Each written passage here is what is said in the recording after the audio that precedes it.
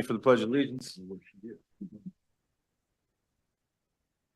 I pledge allegiance to the flag of the United States of America and to the republic for which it stands, one nation, under God, indivisible, with liberty and justice for all.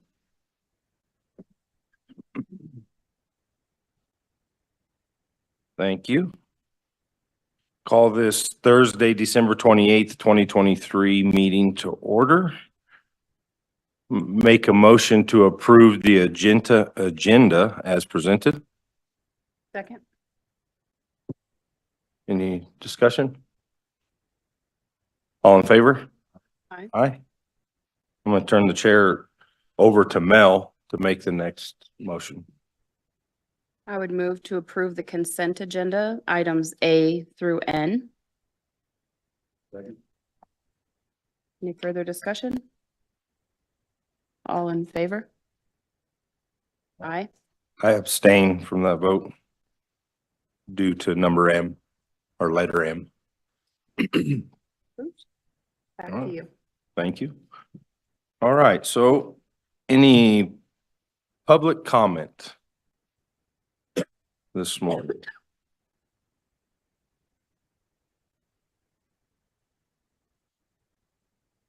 See none? One more chance. Any public comment? All right, hearing none. Any general discussion from commissioners? Yeah, no, hearing none. All right. Hopefully everybody had a good Christmas. All right, so we do have a public hearing at 8:45, so we'll jump into staff reports. We'll start with natural resources, Jeff Comstock to talk about, and Mayor Nichols to talk about bid recommendations on the Public Utilities Commission hearing attorney representation, and then the service agreement for the Public Utilities Commission hearing attorney presentation, and then authorize the intervention in the tri-state electrical resource. So. Perfect. Yes.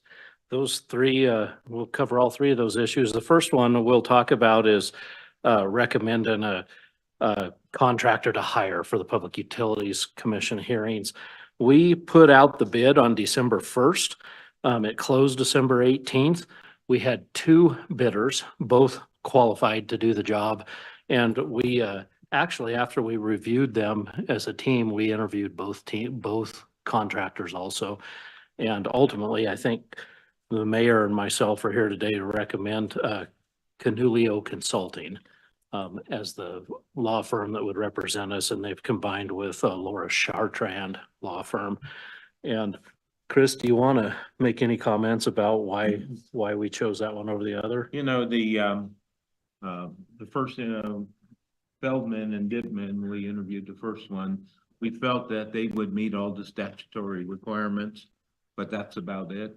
When we did the second interview with Caliglio and what's it, Laura? Yeah. Chartrand. Yeah. They just seemed a whole lot more energy. They provided more options for us. They suggested that we start building alliances with legislators, try to create some legislative changes if necessary. Just a whole lot more energy. So Laura or Kathleen has much more experience before the PUC, not on plant closures, but has presented to the PUC many times, 3 pages of her court case docket, and it was highly recommended by Consumer Advocate for Public Utility Commission. So we gave her a chance, and they really much more dominant than Bittman and Feldman. So Yeah, that was an example of somebody that was a lot better in real life than they were on paper. I mean, on paper, we were all looking at the other group, but I would say, just to summarize in my thoughts, is crazy passion. I mean, they really cared about our community and wanted to, you could tell they put the extra mile forward. So that's kind of. did a whole lot more research behind, before the presentation. Again, that's more impressive. Cost between the two is no different. We still have our budget of 25,000, and And this group actually offered pro bono work if we had to have that. So we don't think that'll be necessary, but they all both came in the same budget. So it was just purely a choice based off the interview. That makes sense. You know, we all know that we're gonna have to have some, they expect somewhere to help us pull through this besides just going to court and battling so much. Back. Go to the different offices that could help. And Commissioner Villard sat in on both interviews. Mhm. Did you have any comments to add? Just that they also seemed much more familiar with our area for the history of tri-state in this area and the things that we've benefited them as much as they've benefited us. And they definitely seem to have a plan ready to hit the ground versus spending some of that time up front making a plan. Well, that's our recommendation, so. Okay. So we're gonna do two motions here, or maybe we can put it into one, I don't know, Becky. Let's do two. Let's do two. Okay, we'll do two separate. And the reason we're doing this is the bid recommendation, so we'd give it to them, to the recommendation, but then in the past, how we've done this is then we have to have another meeting to sign the contract. And so what we're trying to do is, just so the public knows, we're trying to accept the bid and the contract, signing of the contract at once, so you don't have to wait 2 weeks to get this thing working. Or have a special meeting, which we don't like to have special meetings because it just seems a little fishy. So that was the whole intention there. So, Will we be able to make the January 5th deadline? yeah, so we'll do both today. So, We'll talk about that in a second. Okay. Do you want to hear the presentation then on authorizing the intervention? Because that kind of stuck cart before the horse. I'll do that after your first motion. If you'll accept Canelio Consulting, then we can talk about the second motion that would have the other two, that would let you sign the contract and Okay. authorize intervention. Okay. So, Mr. Chair, I would move to approve Canelio Consulting up to 25,000 for the bid recommendation on the Public Utilities Commission hearing representation. Second. a motion and a second. Any further discussion? Hearing none. All in favor? Aye. Aye. Motion carries. All right, now you're gonna talk about the authorized intervention. Yep, and so the next two items are, we would have to sign the service agreement with Canelio Consulting, and that is the standard county agreement. There's been one modification in that we waived some insurance requirements since this isn't a big construction company. It's a legal advice, and so we waived some insurance requirements. Other than that, it's the standard contract. And so we'd ask you to authorize the chairman to sign that contract once it's prepared with Canelio Consulting, and authorize us to intervene in the PUC hearings by January 5th. January 5th is the deadline, and so we don't want to have another meeting for you to just authorize the routine motion of intervening in the hearings once we've got this attorney under contract. That should be two separate motions. Yeah, yeah. Thank you. Good. Good. Makes sense. What's your pleasure? Mr. Chair, I would move to authorize the chair to sign the service agreement for the Public Utilities Commission hearing attorney representation with Canelio Consulting up to $25,000. Second. Okay, motion and a second. All in favor? Aye. Aye. Motion carries. And Mr. Chair, I would move to authorize us to intervene on the Tri-State Electric Resource Plan by January 5th. Any, Motion in a second on the authorization to intervene. So any further discussion? Okay, all in favor? aye? Aye. Motion carries. I should point out for just anybody watching and the public, the Moffett County and the city of Craig have joined as partners on this whole Yes. process, and you are the commissioners are the fiscal agent. So we'll be running the paperwork and the approvals through you, but as far as guiding the attorney and coming up with participation, it's equal between the city and the county. And there will be a point in here where we'll want to involve the other taxing districts in just thoughts and positions that we'll be taking. Appreciate it. Appreciate all the work and, Thank you. yep, thank you. Mayor? Thanks, Mayor. All right, we got 5 minutes. Rachel, can you get her done in 5 minutes? All right.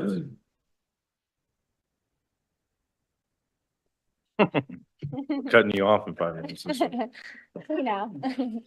Human Resource Department, Rachel Bauer, to present Resolution 2023-138, setting Moffett County Coroner on-call designation rate of pay. Perfect. So I would like to request setting the coroner on-call designation rate of pay. It would be mirrored the same as DHS and youth services. So it'd be $50 per weekday, $75 per weekend day, and $100 per holiday day. This would be for our chief deputy coroner and then all deputy coroners. So we're setting that standard for them since we haven't had that. And then also, this was budgeted in 2024 for the on-call rates. So that's already been included in there. So just setting the standard. Yeah, I think it's important. For the last 3 years, we've just really tried to make things fair, right? So if one person has to be on call, it should be close to what the next person's getting on call. You know, we've gone through a bunch of those different things over the year of, if you get a vacate, if we give the commissioners give a day off, then you hear people get 8 hours, some people get 10 hours, what is the thing? So just trying to make everything fair and do that. So I think that's A lot of that, this is like this in DHS, you know, some of that stuff is out of people's control, you know. For sure. I mean, it's, Yep. you know, things happen on the weekends and holidays and kind of stuff. You gotta go to work. Yep. Definitely. And this would be effective January 1st too, 2024.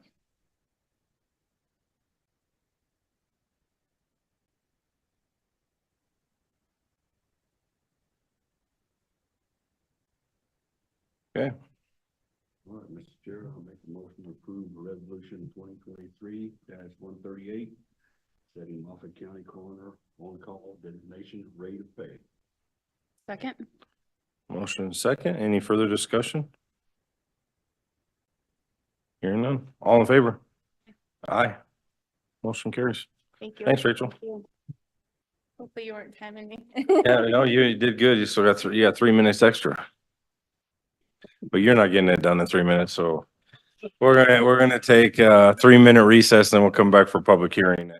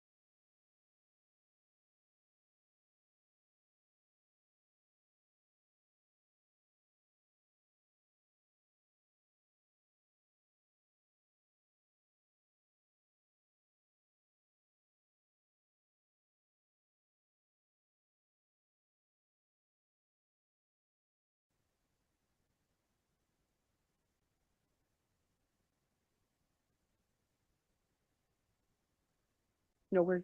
What's that? Now it's on, oh, we had Aaron turn. All right, Aaron, do you have my sheet or no? For public hearing? No, that's all right. Wow. I'll wing it. Oh, good luck. All right, so we're gonna go into public hearing, and during public hearing, we're gonna call Kathy Nelson, our finance director, to come. And, we're going to discuss December budget supplemental resolution 2023-134, resolution 2023-128, resolution to amend the 2022-151 sales tax distribution, and resolution 2023-133 amend resolution 2022-148. Thank you. If we don't have this, we're going to ask during public hearing if you have any comments after Kathy Nelson has given us and Heather has given us all the explanations they need. We will open it up to public comment. For you will be able to come and either speak for or against the resolutions and the amendment. Yep, and this was, this public hearing was advertised in the paper on Craig Daily Press. So I think that's pretty close to being good. Good morning. Good morning. The resolution to amend the sales tax distribution, the original one was for 440,000 on Road and Bridge. It ended up settling, I'm sorry, I didn't bring, but I think 476. And so we just amended the resolution for that amount for Road and Bridge. Oh, I can't see that. A little bit over 476, but. Thank you, Erin. And then the second amended resolution, that was for my appropriations, correct? Yes. Okay, so on the spreadsheet that we use on asset, it's just more of a technicality to correct it.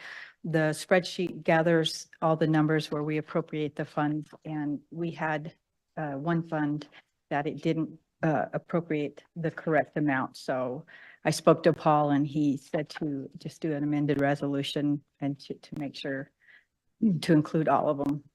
It didn't, so it just affects that. It doesn't change the dollars or anything, but on the budget, but just corrects the resolution that we do to appropriate funds. So that showed the correct amount. What are you on still? Are you still on the sales tax distribution? No, or- the 2023-133 amended resolution of 2022-148, which is for the 23 budget appropriations. Yeah, so what was the corrected amount? Sorry, I did not bring 123. So we corrected, if you see on asset, in the original one, it only pulled $500 and it should have been 84,120. And so we corrected that amount. And then for a new balance of 123 or 801, 581.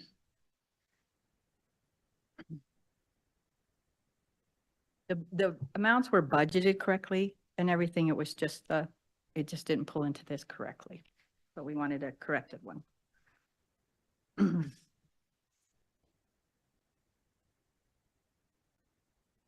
And then I guess if we're ready, I can move on to 2023-134, the December supplementals. Yep. So it's a little bit of a lengthy one. We had a little bit more detail this time. Commissioners requested transfer $6,572.92 from longevity and legal services to wages, fringe, audit services, telephone, and miscellaneous.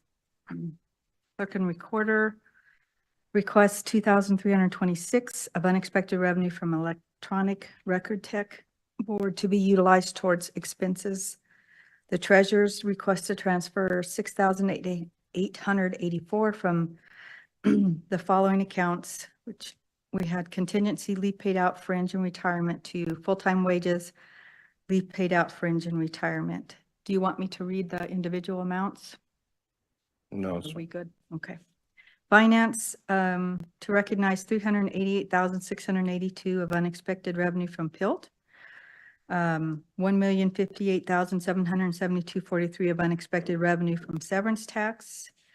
And to transfer 6,200 from full-time wages to part-time wages.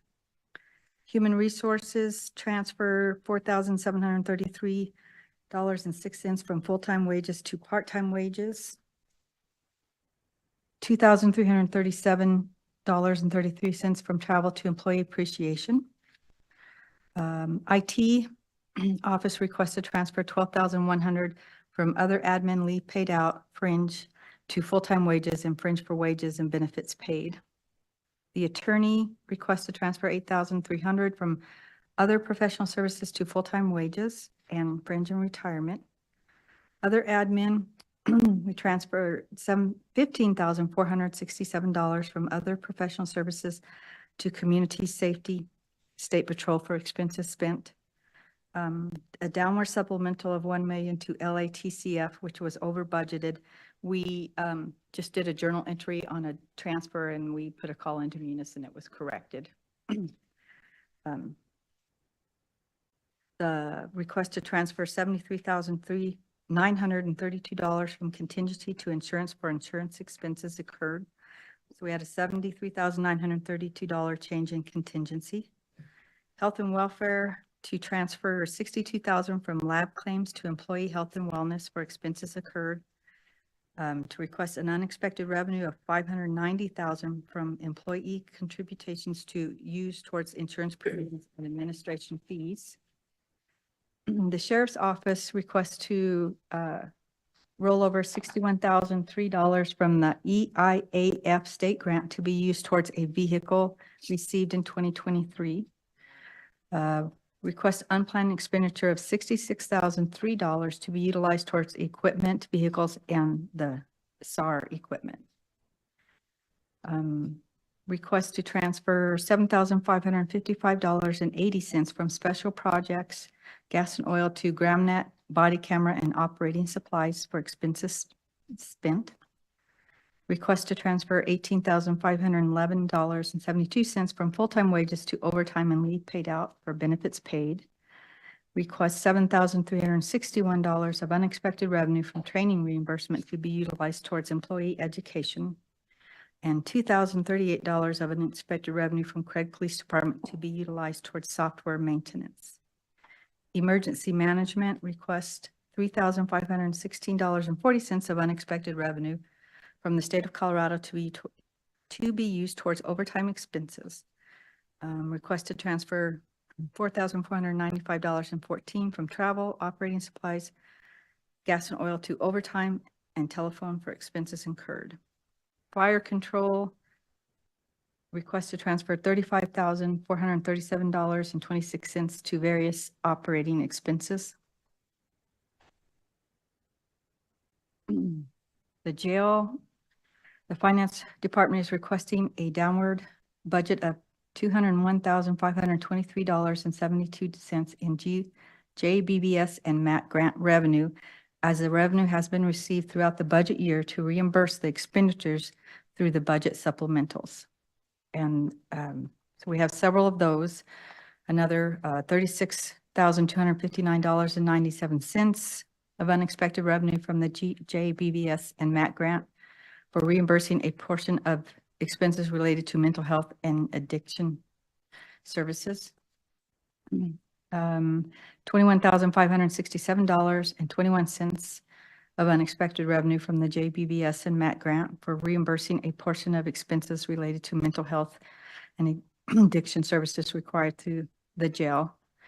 So these all have the same, another $17,510.50 with the same explanation, $16,327.76, again with the same explanation.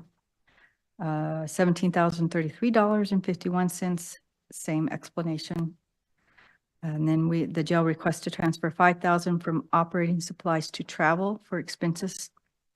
Jail requests to transfer $9,133.65 from full-time wages to overtime and leave paid out for benefits paid. The Public Safety Center maintenance, the facility office requests to transfer $6,948.90 from facility expenses to repairs and maintenance for expenses. Facilities, the Facility Maintenance Department requests $21,964.39 to be transferred from full-time wages to leave paid out for benefits paid. Request to transfer $10,186.88 from courthouse building to Dinosaur Welcome Center for expenses. Request an unexpected revenue of $42,000 from building use fees to be utilized towards operating supplies, utilities, and building repair expenses. Pest management request to transfer $7,000 from equipment vehicles to Road and Bridge equipment vehicles for a vehicle purchase from Road and Bridge. And the Pest Management Department requests to transfer $55,415.55 to various expenditure lines. Fairgrounds, the Finance Office requests to transfer $27,616.80 from contingency to contract labor and utilities for expenses spent. $27,616.80 change in contingency. They would also like to request an unexpected revenue of $800 from insurance reimbursement to repairs. This will help cover cost of the repair. Parks and Recreation Department requests an unexpected revenue of $3,475.71 from the ice rink to be utilized in utilities for the ice rink, and requests to transfer $9,558 from miscellaneous equipment and gas and oil to fringe and utilities for expenses. Landfill requests a transfer of $5,460 from overtime to full-time wages and fringe for wages paid. Road and Bridge Department requests an unexpected revenue of $70,679.83 from user fees to be utilized for maintenance, the town of Dinosaur, other supplies, and recycling fees. Airport requests to roll over $427,655.70 from the federal FFA, state CDOT, and unused capital to capital expenses in airport improvement. Requests an unexpected revenue of $279,175.13 from the federal FFA and the state CDOT to be used towards the airport improvement. Road and Bridge requests to transfer $96,000 from propane and grader blades to utilities for expenses paid. Transfer $39,338 for bridge repair, asphalt, highway paint to culverts for expenses paid. Request to transfer $41,083.65 from fringe to overtime for overtime paid due to high percentage of snow removal. Transfer $78,044.97 from full-time wages to leave paid out to cover expenses. Request to transfer $22,375.93 from sand and gravel to oil and antifreeze for expenses. Request to transfer $54,000 from the following accounts to gas and diesel. And we have sand and gravel, grader blades, tire and tubes, steel and iron, and permits. Mayville Ambulance requests an unexpected revenue of $1,386.89 from reimbursement to be utilized towards employee education, and to transfer $4,446.05 from miscellaneous equipment to repairs, auto, office supplies, and gas and oil for expenses. Mayville Fire requests to transfer $10,324.02 from miscellaneous repairs to part-time wages, call-out wages, fringe, retirement, repairs, auto, gas and oil, and miscellaneous expenses. Youth Services Department requests to transfer $1,250 from wraparound services to office supplies for expenses, and to transfer $25,000 from part-time wages to full-time wages for change in personnel. Human Services, and I would like to explain on this, they're requesting to transfer $4,510,623 amongst the different programs to make the balanced budget. This is not added funding. We have worked with Karen from Logan County, who's helping us get our updated to follow CFMS and to have a better balancing. And so we created some new accounts that, of course, were not budgeted for in 2023. And so that we can follow our expenses and our revenues closer from the state. And it's just moving the previously budgeted line items to the newly created line items. So it's not anything added, it's just redistributing it to the correct lines. Will you have a cover sheet that shows where that all goes? Yes, it is on the Resolution. resolution. Public health. The Public Health Department requests an uninspected revenue of $119,632.26 from CDPHE to be utilized towards personnel and operating costs of COVID testing. Requests an unexpected revenue of $1,000 from CDPHE to be utilized towards infrastructure expense and personnel cost. Request to transfer $111,254.87 from various expenditure lines to, and it's pretty much from one program to another to correct the expenses, right? And they request a downward supplemental of $278,795.92. The grant ended before all the funds could be used in ELC R2. Development Services request to transfer $11,299.36 from other professional services to leave paid out and telephone for expenses. Hamilton requests to transfer $3,010 from miscellaneous to utilities and maintenance. Maybell requests an unexpected revenue of $5,680 from campground rental to be utilized towards the community center utilities and supplies. Moffett County Fair requests a downward supplemental of $6,000. A donation was accounted for twice in the budget. Request to transfer $2,720 from longevity, overtime, and call-out wages to full-time wages, fringe, and retirement and benefits paid. Request an unexpected revenue of $69,116 in donations to be utilized towards fair operating expenses. And request to transfer $14,780 from the following accounts to fair operating accounts, and they're listed below. Extension requests to transfer $1,700 from longevity and part-time wages to full-time wages. The library requests an unexpected revenue of $1,286 from the state library grant to be utilized for books. To transfer $11,909.70 from interest earned to Craig part-time wages, utilities, and office supplies. Request to transfer $4,394 from Dinosaur part-time wages and full-time wages, fringe and retirement to Craig part-time wages for wages paid. To transfer $25,833.12 from Craig full-time wages and fringe to Maybell full-time wages and fringe. And to transfer $1,163.08 from Craig retirement to Maybell retirement for wages paid. The senior citizen requests to transfer $12,218 and distribute it amongst the accounts listed below to cover expenses. Moffett County Tourism requests to transfer $565 from their contingency to fringe to cover fringe paid, and to transfer $250 from their contingency to telephone to be utilized for Zoom charges, and to transfer $4,000 from their contingency to postage to be utilized towards brochure requests. The local marketing district requests an unexpected revenue of $25,534.61 to be utilized towards insurance costs, miscellaneous costs, operating, and event funding.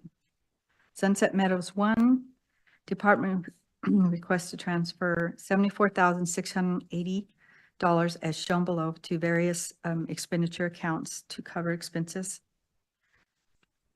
And the Sunset Meadow 2 Department requests to transfer $39,309, and again, is shown below from various expense accounts to cover expenses.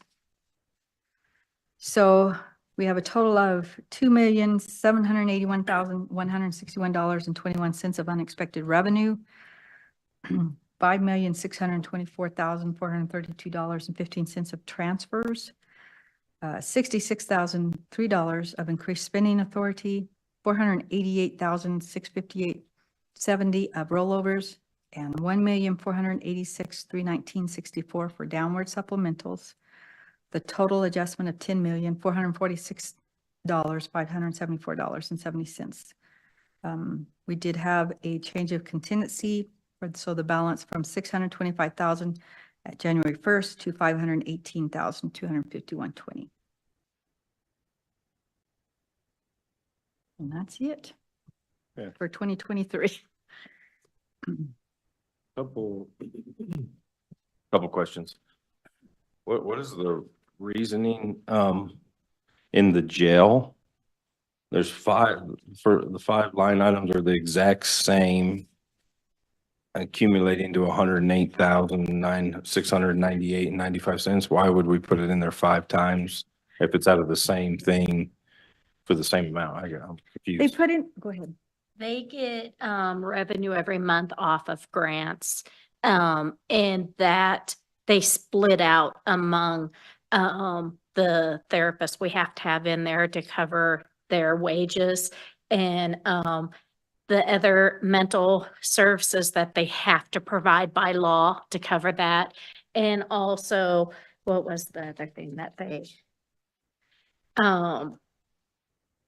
there's 3 things that they always cover with it, but they get it every month and they have to split it out amongst the 3 items. And so you will get these every month. You get so many of them for each month's revenue. And the revenue is in the budget in the beginning. So in order not to duplicate the revenue, we have to do a downward supplemental. That's what, for the, So But the, you're doing my question is, I guess, you're doing the supplemental in December. You're not doing it every month. You're doing it. they do some of them in March, they do some of them Right. in July and then. But right now, December. we're only talking about December. Yeah. So we have 5 line items with the amounting 108,000 Mhm. of the same thing. Yeah. It's not coming out of different funds. It's coming out of, according to this, revenue from JBBS and MAT grant. Yeah. Reimbursing for mental health. So I was just curious of why do we have it broken down 5 times? I guess. So what's the purpose? Is there a reason that I'm missing? Because they split out, they split out each one slightly different. So when I do the budget supplemental with the resolution, each one split out slightly different. And it's just how Jill does it. They do it Okay. every month for the revenue they got for that month. and I think the company, this is the journal entry, and so it just helps us, even though it is a little redundant on just reading it, but it helps us to make sure that we have it, the correct amounts, and we have it going in the right places, Okay. to have it separated out.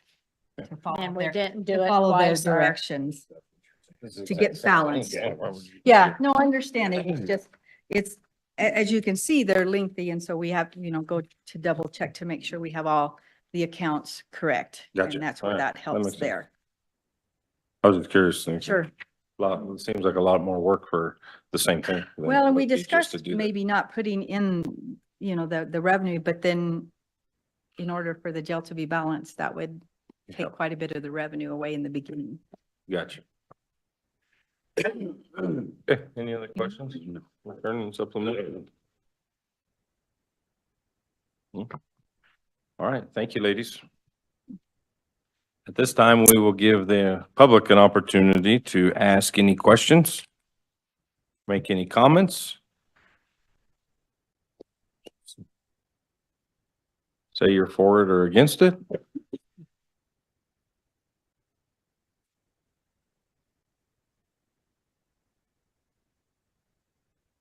One more time. Anybody in here? Any employee want to complain about the budget? Just newspaper? All right, we're going to come out of public hearing and go back into regular session. I will say that I don't know how we do this. You guys did a great job. I wonder how we can make our budget thing less complicated. No, and I think for our constituents especially, I mean, they look through this and I guarantee you that if you never dealt with a budget, you're like, what are they doing? They're transferring how much money? There's $2 million of unexpected revenue. How does that even happen? I don't know. I don't know how we do that for the public. But I think maybe we can try to simplify it. I don't know, and I don't know how. I mean, that's your guys' expertise, but I know that's a lot of people, when they look at the budget, that's a lot of things that I always hear about is like, dude, you have to have an accounting degree to figure out your budget. Like, so I don't know how we can do that to maybe make it more simple for the public. Once you look at it all the time, it makes sense, right? But if you don't, so I don't know, maybe put that in your hat and we could try to figure out something to make it just a little bit more simplified. But I appreciate this. I mean, it makes sense to us, but we look at it every day.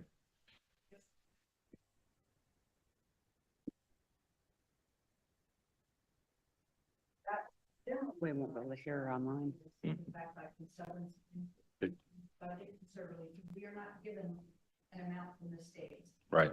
We contact the state and they say, budget conservatively, so we do so, and then, of course, we're blessed and we get more, so not trying to count our chickens before they hatch. Yep. And we will definitely put that, and a lot of the transfers, obviously the budget is estimate, and like road and bridge, as you all know, the culverts, the bid they got in was much larger than what was budgeted for, so it's not an added budget, but it's moving from account unstated. Yep. Right. Yep. Thank you. All right, what is your guys' pleasure on 3 resolutions here?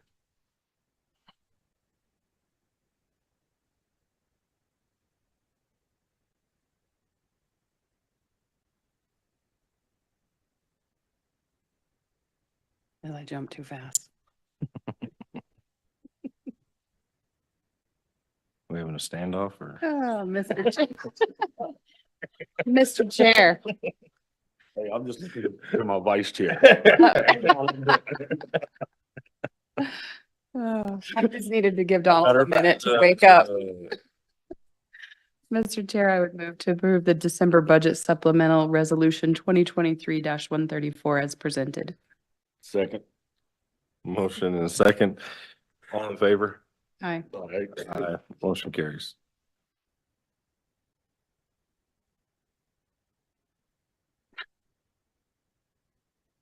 Now he's just being obstinate. Mr. Chair, I would move to approve resolution 2023-128, distribution of sales tax for 2023 as presented.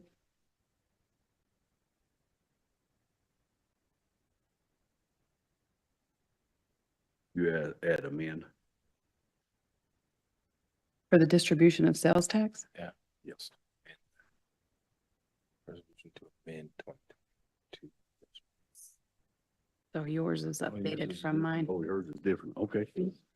All right, so I will restate my motion to approve resolution 2023-128, a resolution amendment to 2022-151 sales tax distribution. Yeah, mine is different. Second.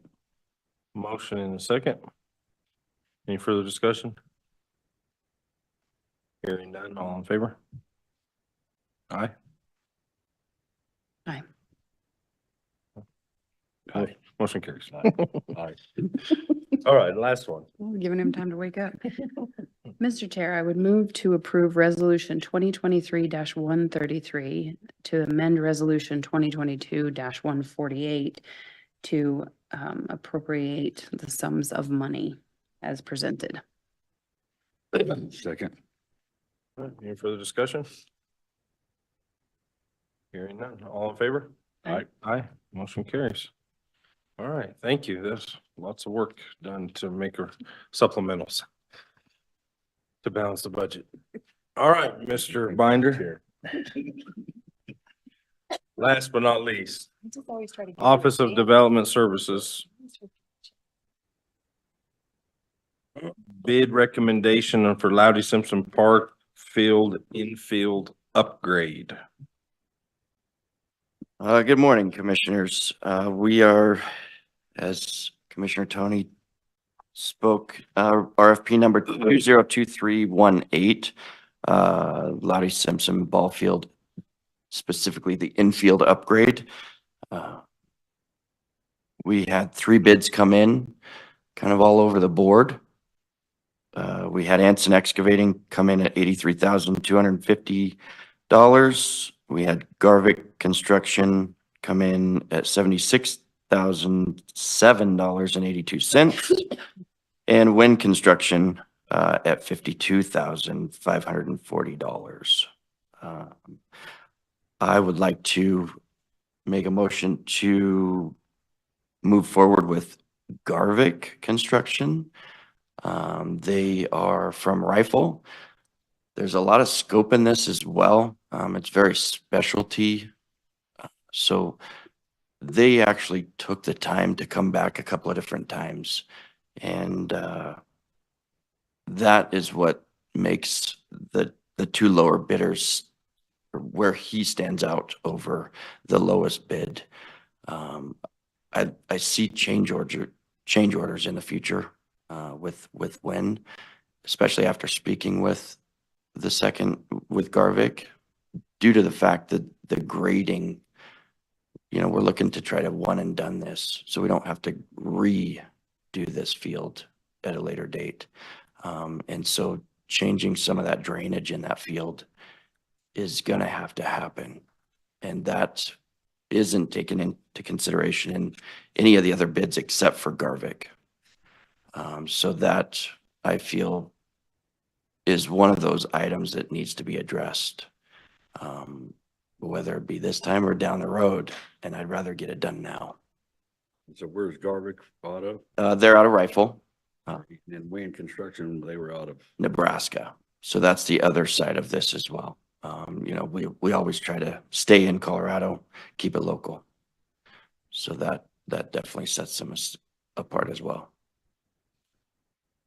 And Anson was over budget. What you even had budgeted for this project? Yeah, about 80. Yeah. Yep. In all, right now, we're at 255,000 for the whole project. That includes that walk path. And so we have one other piece to this whole project, and that's bringing down those light poles. So that's the last piece of this pie that we've got to figure out. And I think maybe for just knowledge, so we're removing two ball fields completely, the 2 north ball fields. Correct. We're gonna remove them, put a walking path through there so people, if there's an event out there, don't have to walk on the road. Yep. Redoing 1 ball field, and then see what it takes to do the next one. Yep. So. Yeah, Yeah, and great. so there's a lot of infrastructure costs in this first. Yeah. When we go forward with the second, I think we can Be a lot easier. be a lot less. Okay. Any questions?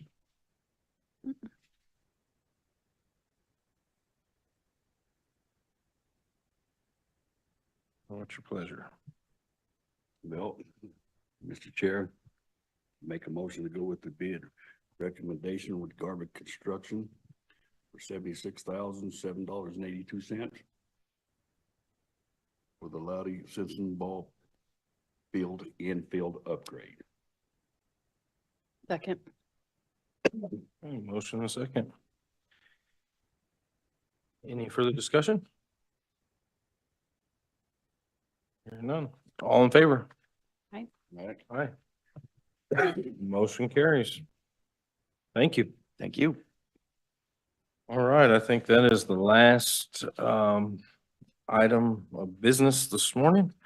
Last year, or our next meeting will be Tuesday, January 9th, 2024. Have a happy new year. See you next year. See you next year. Yeah.